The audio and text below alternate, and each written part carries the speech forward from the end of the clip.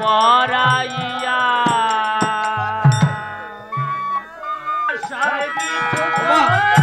এই সময় চলে গেলে আর আসবে না বাবা। এই সাধু সঙ্গ করে যাই, ভক্তের চরণ ধুলি রেখে যাই, আমল দিলার হয় কিনা হয়।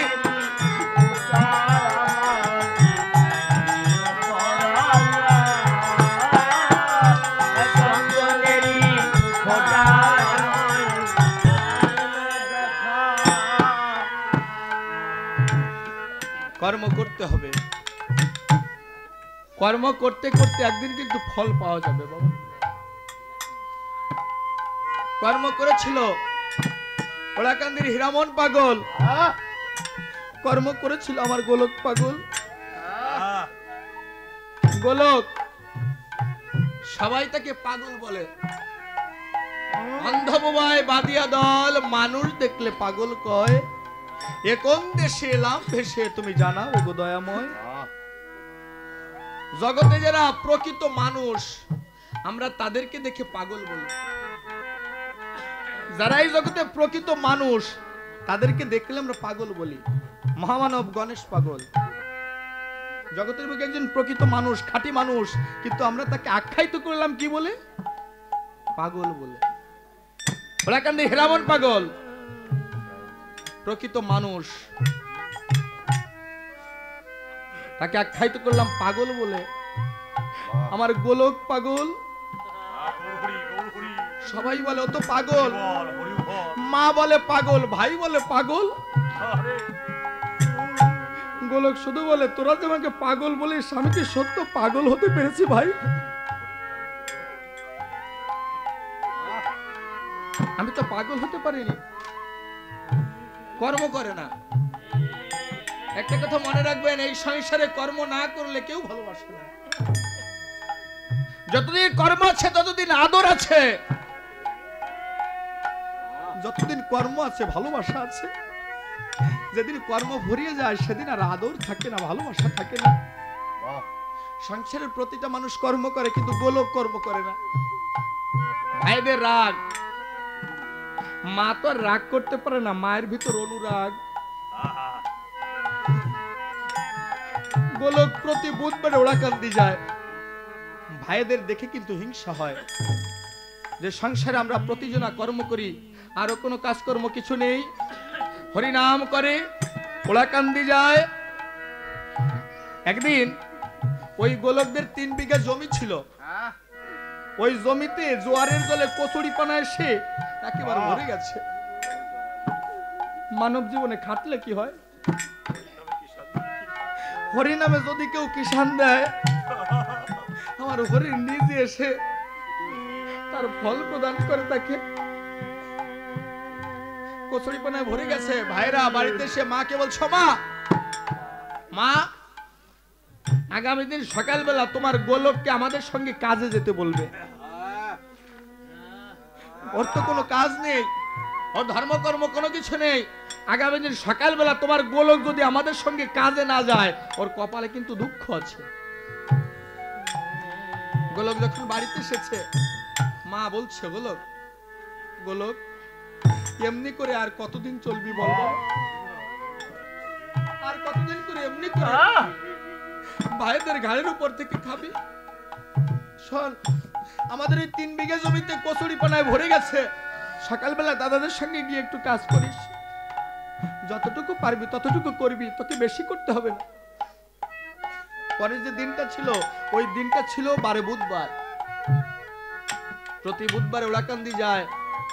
গোলক মাকে বলছো, মা আগামী দিন তো বুধবার, তুমি দাদাদেরকে একটু বুঝিয়ে বলো, আমি আগামী দিন ঠাকুর বাড়িতে গিয়ে আমার ঠাকুরকে বলে আসবো যে ঠাকুর, যতই আমার মন তোমার কাছে চলে আসুক না কেন, ওই মায়ের সংসার তোমার কাছে আমাকে আসতে দেয় না। আমি ঠাকুর বাড়িতে গিয়ে আমার ঠাকুরকে বলে চলে আসবো, আমি আর ঠাকুর বাড়ি যাবো না, আমি দাদাদের সঙ্গে কাজ করব, কিন্তু আগামী দিনের জন্য একটু আমাকে ছুটি দিতে হবে। মা বলছে, দেখ তুই যত কথাই বলিস না কেন, আমি ওদের কাছে গিয়ে কিছু বলতে পারবো না, কারণ তোর জন্য ওদের কাছে অনেক বেশি কথা শুনেছি। গোলক দাদাদের কাছে গিয়ে দাদাদের পায়ে জড়িয়ে ধরে, দাদা দাদা তোমরা তো আগামী দিনের জন্য আমায় একটু ছুটি দাও।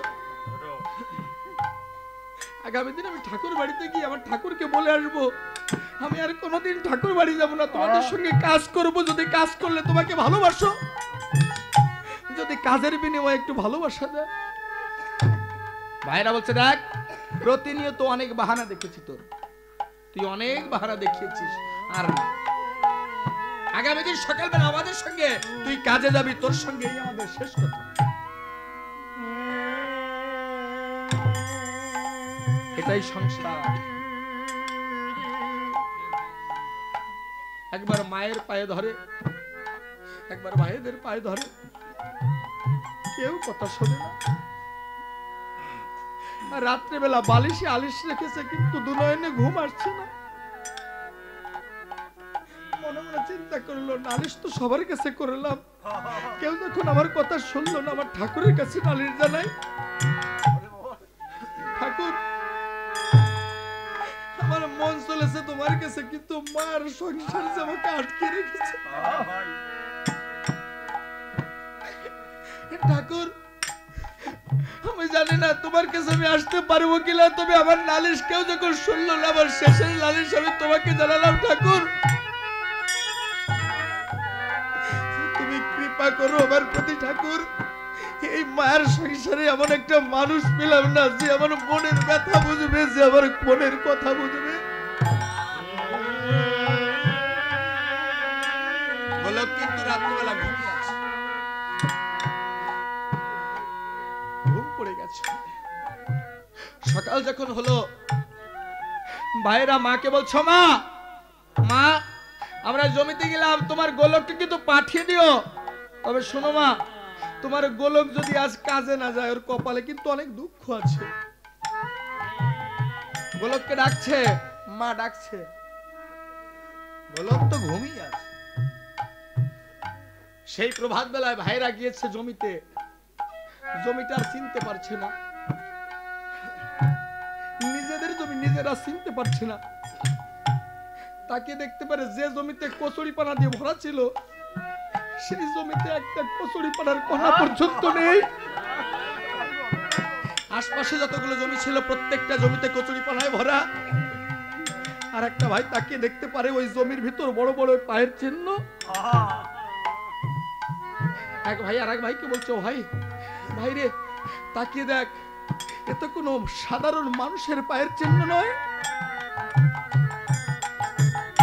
বড় ভাই বলছে ওরে এই হিসাব তুই আমি মিলাইতে পারবো না, এই হিসাব তোর দ্বারা আমার দ্বারা মিলানো সম্ভব নয়। চল আমরা বাড়িতে যাই। আমার মন বলছে হয়তো বা গোলক এই হিসাব মিলাইতে পারবে। ভাইয়ের আসছে, বাড়ির দিকে যখন ধাবিত হয়েছে, মা তাকে দেখতে পারে ওরা বাড়ির দিকে ছুটে আসছে। এখন মা মনে মনে চিন্তা করছে গোলক যায়নি, হয়তো বাবার গোলক কাজ ওরা মেরেই ফেলবে। মা ওদের কাছে গিয়ে ওদের চরল জড়িয়ে ধরেছে, ওরে আমার গোলকটা তোরা কি বলিস না, ও তো পাগল, ওকে কিছু বলিস না বাবা। ভাইরা বলছো মা তুমি কোনো কথা বলো না মা, আজ ওর সঙ্গে অনেক হিসাব নিকাশ বাকি আছে, আজ ওর সঙ্গে যত হিসাব নিকাশ বাকি আছে সমস্ত হিসাবের আজ মিটিয়ে নেব ওর সঙ্গে। বলো বলে দেখ ওই পিছনের বারান্দায় শুয়ে আছে। বড় ভাইকে ডাক দিচ্ছ, গোলক গোলক ওঠ ভাই ওঠ, আজ তোর সঙ্গে অনেক হিসাব নিকাশ বাকি রয়েছে ভাই। সারা গায়ে কাদা ছিটানো, একটা গামছা পরা, একটা গামছা গায়ের উপর দিয়ে এমনি করে দেওয়া রয়েছে। বলছে দাদা আমাকে ডেকেছ? বলে গোলক ওই জমিতে কারা এসেছিল আগে তাই বল। আশপাশের সমস্ত জমিতে কচুরি পানায় ভরা রয়েছে, কিন্তু আমাদের জমিতে একটা কচুরি পানার বিন্দু মাত্র নেই। বল বল ওই জমিতে কারা এসেছিল একমাত্র তুই জানিস। বলে দাদা তারা যে কারা এসেছিল আমি চিনতে পারি নাই, তবে কি হয়েছিল জানো, আর রাত্রে বেলা সবাই যখন তোমরা ঘুমিয়ে পড়েছিলে, আমার শেষের নালিশ আমার হরি ঠাকুরকে জানিয়েছিলাম। হরি ঠাকুরকে নালিশ জানিয়ে আমিও ঘুমিয়ে পড়েছিলাম। দাদা আমি যখন ঘুমিয়েছিলাম বাইরে থেকে কারা যেন আমাকে ডাক দিচ্ছ, গোলক গোলক আয় ভাই চল জমি পরিষ্কার করে আসি।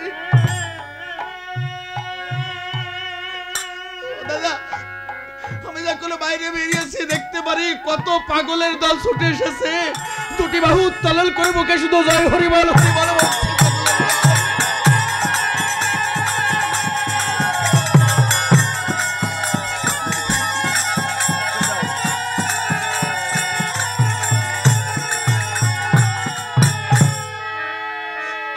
তাদের সঙ্গে যখন জমিতে গেলাম, ওই জমিতে গিয়ে ওরা এক এক চাক ধরে কচুরি পালা ধরে, আর কোথায় যে ছেলে মানে জানি না।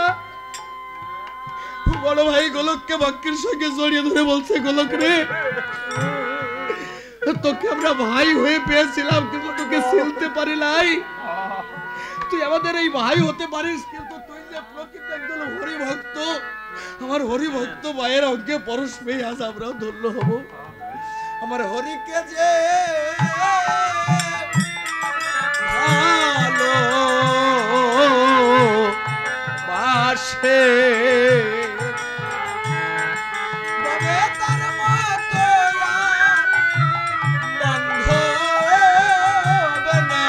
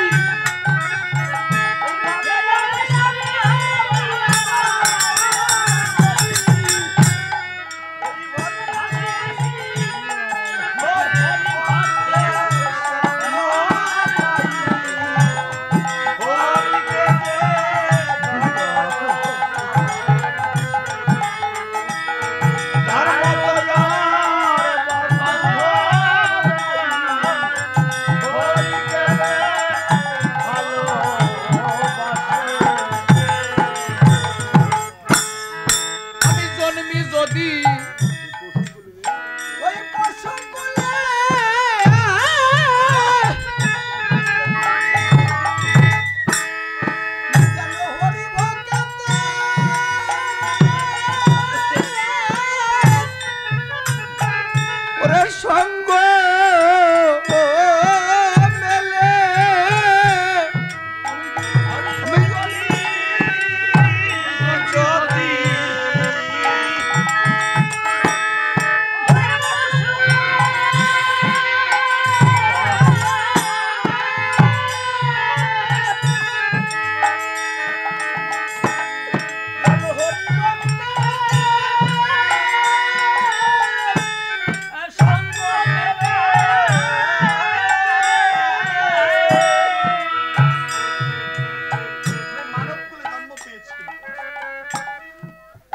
মেলে একটা পশু একটা পাখি এই হরি নাম শ্রবণ করবার জন্য বদন এই হরি নাম করবার জন্য পাগল হয়ে যায়।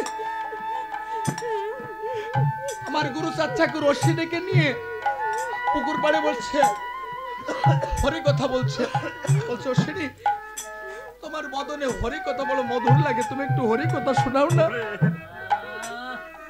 যখন পুকুর পাড়ে বসে হরি কথায় মগ্ন, পাখি কিচির মিচির করছে, যখন পাখি কিচির মিচির করছে গুরুচাঁদ ঠাকুর বলছে অশ্বিনী এখানে হরি কথা হবে না। বলে কেন? বলে দেখো গাছে পাখি ডাবল করে কিচির মিচির করছে, ওই শব্দে তো হরি কথা শ্রবণ করা যাচ্ছে না। বলে একটু অপেক্ষা করো। পাখিকে বলছে পাখি রে, যে কথা শুনবার আসে মনের এসে যোগী বসে থাকে ধ্যানে, আর সেই হরি কথায় তুই এমনি করে বিঘ্ন ঘটাবি। যখন বলেছে এমনি করে বিঘ্ন ঘটাস না, পাখিগুলো নীরব হয়ে গেছে। সেদিন আমার গুরু চাচাকে অশ্বিনীকে জড়িয়ে ধরে বলেছিল অশ্বিনী আমি মরে আর কোনোদিন গুরু চাঁদ হব না, আমি মরে গেলে অশ্বিনী হতে পারি। যে ভক্তের কথায় গাছের পাখি পর্যন্ত নীরব হয়ে যায়, যে হরি কথা শুনবার আসে পাখি বসে থাকে ওইখানে। আমার যদি ওই পক্ষীকুলেও জন্ম হয় তাও ভালো, ওই পক্ষীকুলো জন্ম নিয়ে আমি যেন সাধু সঙ্গ করতে পারি, আমি যেন পক্ষীকুলে জন্ম নিয়ে হরি নাম করতে পারি, আমি যেন ওই পক্ষীকুলে এই সাধুর বাজারে এসে নিজের দেহটাকে সাধুর চরণ তলে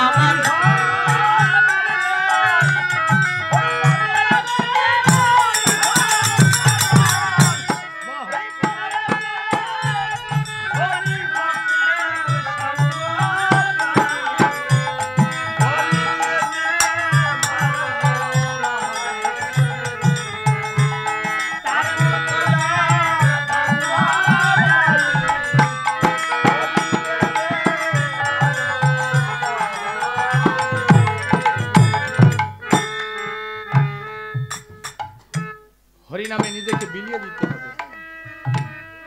কারণ এ দেহটা কৃপা করে দিয়েছে, আমি যদি দেহের সৎ ব্যবহার না করি, তাই না ঠাকুরের শ্রী চরণ তলে নিজেকে নিবেদন করতে হবে, আত্মসমর্পণ করে বলতে হবে হে ঠাকুর কৃপা করে জগতে তুমি আমাকে পাঠিয়েছ। জানি না গুরুর চরণে সাধুগুরু বৈষ্ণবের চরণে নিজেকে সমর্পণ করতে পেরেছি কিনা। তুমি যা কিছু দিয়ে পাঠিয়েছিলে সব তো তোমাকে দিয়েছি গোবিন্দ।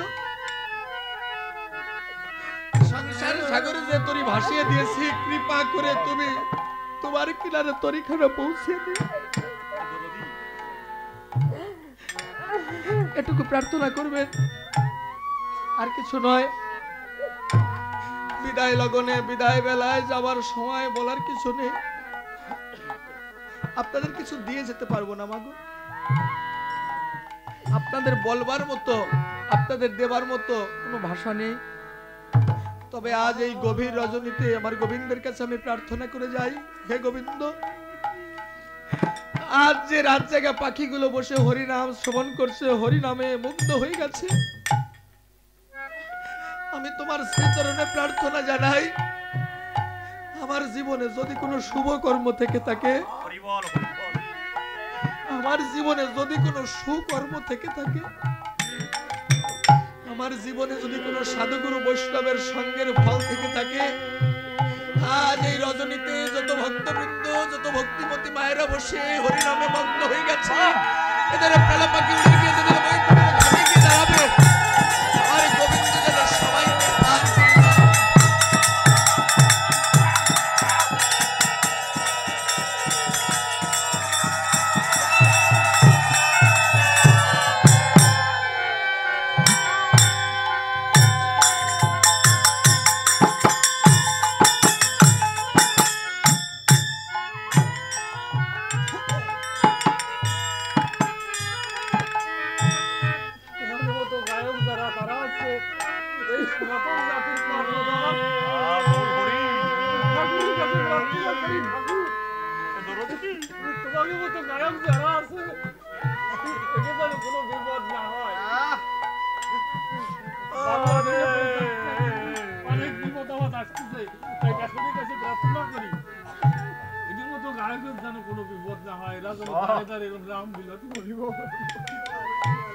জয় জয় রাধা কৃষ্ণ পৃথিবীর আনন্দে।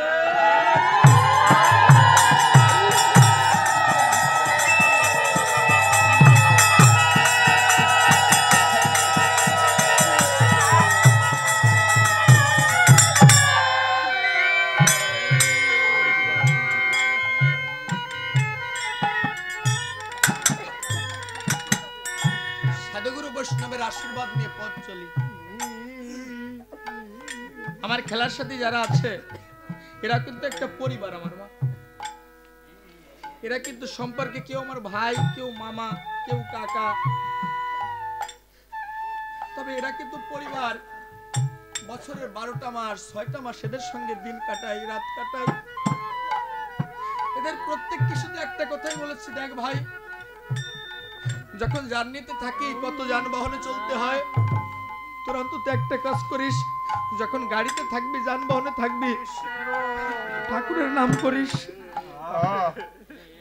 না জানি কোন বিপদ কখন চলে আসবে কেউ জানে না। আর এদেরকে বলেছি চলে তো একদিন যেতে হবে, ধরে তোরা রাখতে পারবি না, আমার পরিবার পারবে না, আমার স্বজনেরা পারবে না, এই বিশ্বজগতে কেউ ধরে রাখতে পারবে না। তবে তোদের কাছে আমার একটা মিনতি, তোরা যখন আমার আপনজন, আমার পরিবার যেমনটা আপন তোরা আপন, তাই যদি কখনো তোদের সম্মুখে আমার বিদায় হয়, কিছু না পারিস আমাকে একটু হরিনাম শুনিয়ে দে। আপনাদের কাছে প্রার্থনা, দীর্ঘায়ু ভক্ত প্রার্থনা করছে, ভক্তের আশীর্বাদে জানি না কতদূর পর্যন্ত যেতে পারবো। আমা, যদি কখনো আপনাদের এই হতভাগা সন্তানের জীবন সায়নে জীবন প্রদীপ নিভে যায়, যদি আপনাদের কর্ণে কখনো শুনতে পারেন যে অভাগা সন্তান চির বিদায় নিয়েছে, গোবিন্দের কাছে একটু প্রার্থনা জানিয়ে দেবেন। আমার গোবিন্দকে এটুকু বলবেন, গোবিন্দ হরিনাম করতে করতে জীবন বিসর্জন দিয়ে দিয়েছে, তুমি ওকে রক্ষা করো। তাই আপনাদেরকে বলে যাই, জীবন সামনে যদি কখনো শুনতে পান যে আপনাদের এই সুদীপ্ত চিরজন্মের মতো ভাগ্যে দিয়ে চলে গেছে, আমার শ্রীহরির কাছে, আমার গোবিন্দের কাছে একটু প্রার্থনা জানাবেন, আমার গোবিন্দ যেন তার শ্রীচরণে ঠাঁই দেয়।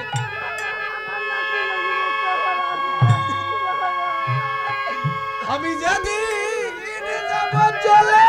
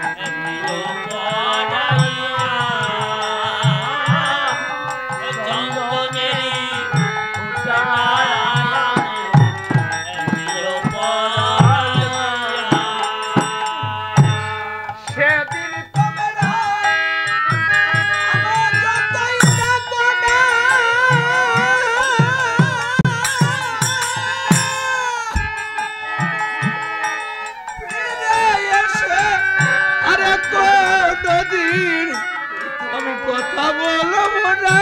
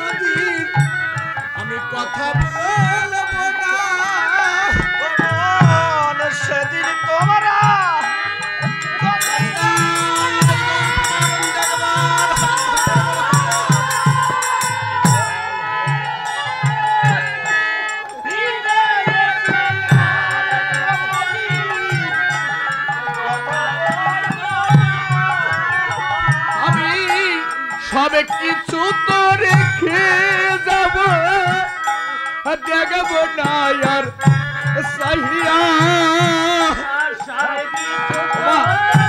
এই সময় চলে গেলে আর আসবে না এই সাধু সঙ্গ করে যাই ভক্তের চরণ ধুলি রেখে যাই আমল দিল আর হয় কিনা হয়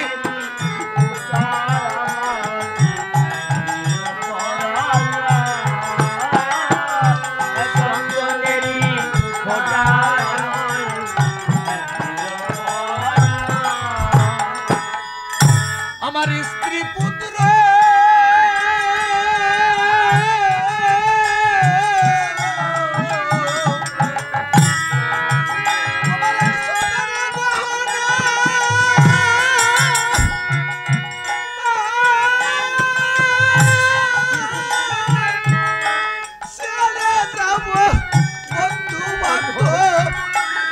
আমার বিষয় বাসনা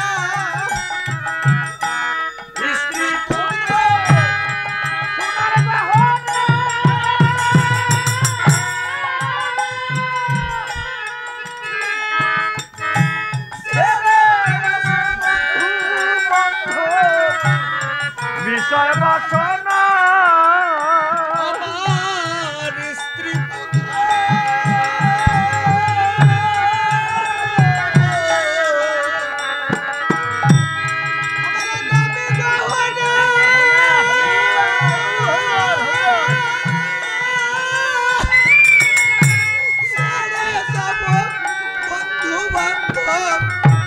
আমার বিষয় বাসনা